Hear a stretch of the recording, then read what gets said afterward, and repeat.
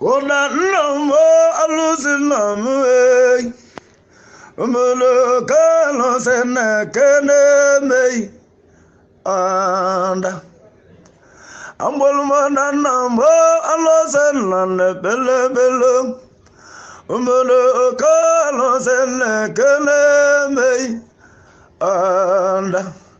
Ambulma biro kovo kano sena mwala. Ekaneli mambero ko neutalos levenjil obero ko alos lana ebelebelo eguma kambaje emama levenjil melina momele batalimo melo mwewe ebalutelo ndilewu Nivyola msunuba matalima Eguma kambaji eliga vei levenzel Odini betuke odini buva na wana Findelise tuke odini buva Ekale wale owikotel Wano mala odini betuke wane odini buva na wana Odini betuke, odini bawalo, evalutelo ndine. Owa fidelisi nyam odini bo, ogo buzo owalo oba chakesia oma. Odini bawanu ogo buzo owalo, ogo buzo sia walo, oba chakesia oma. Oyemo akubukata odindibo bana wana idaligo na mama malano yi etuka odindibo bana wana wangwana na yase ngo idaligo omambala Odiniba tuka na mweke negoro waka ayo na emei engwebi Oyaba awangizi ka nkene munenge ka nkene muwalego labena Odiniba tuka na India Elijah wa ebe wake na atuntego kobagwanu Oyimu etuke na India atuntego ungo muzu siawana otake sioma Owangibu inaligo omabalano yi Akubukate wana aku Oyebo akubego na mo Odinibo na mo Engwembi Odago akubu ego na odinibo na wale lebezel Ikarere edacha tuka wadacha nkegi amulo nyane ego kanjo Oyewo edacha tuka owa edacha nkembe amulo nyana ego kanjo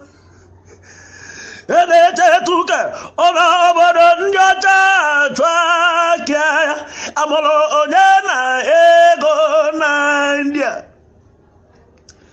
Ede tuka na mweke nego amolo onyana ego emole bwan Owangibo wana na mungu Owanwano dinibo wala Mona bufalo Ikalele mona na tusumbache nana angulo Etuka seka mujage mache Oye mona na tusumbache nana angulo Odogu komputa wala menole ban Donatu sommache unana adonu mawo egulumuna tuwa be mayebuyunu nchenu ubasi ya tuyalele Odinibe tukana mweke nego isi muke ne Nijawo Oyama cheda Nijawa nuku kangwalu cheda Nijawa nuku inanonu mau makodo wala Wada kumakodo na ada ya solili awa makodo wala tuwa gozuru Oya mutine duwa maneja wala makodo wala tuwa gozuru Ibagambolo tuna songwalya spoiler Wala ibagambolo tuna spoiler Spoiler wala ena neba mo nebenlo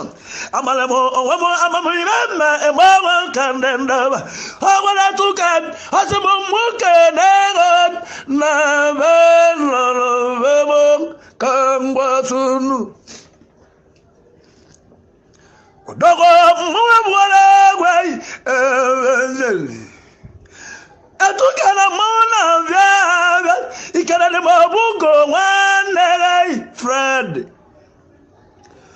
Obuga tuka inanoni baba orimele ngugu hele wane mummarovi Obuga nawe orimele ngugu atuka vai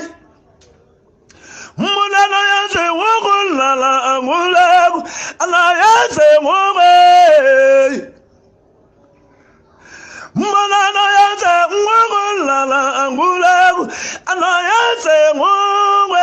levenjel Anata tugada iyane ma ibekaya adema wakala Ananse ya twaja ko ibedi man make belabeli ele lili wana ko dindaba Atuka ba odini ba long ngwembi amalemo omun ekuma manjo amama ukangwanu Okewu obodai na kame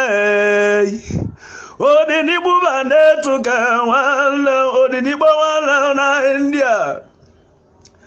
Oyebo etuka odini buba na wala poto ezuko wani dikar Nekele ochoba kana ngurebe nyambogu Ma opoto ezuko wani maru Iburu Etuka kemei uwa mama nuwa Etuka na tuwa ngozi gogo kenetuwa kegiwa launevu Etuka emana meli ebuide no meli nana ebutego Ewe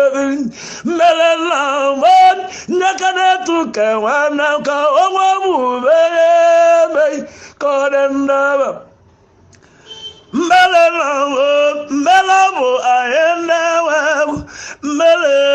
Melelawan Nakala tuke wala ka owabu beyewe Labano Owa oyaga Odale mwibe momai Owa bangobu bemelu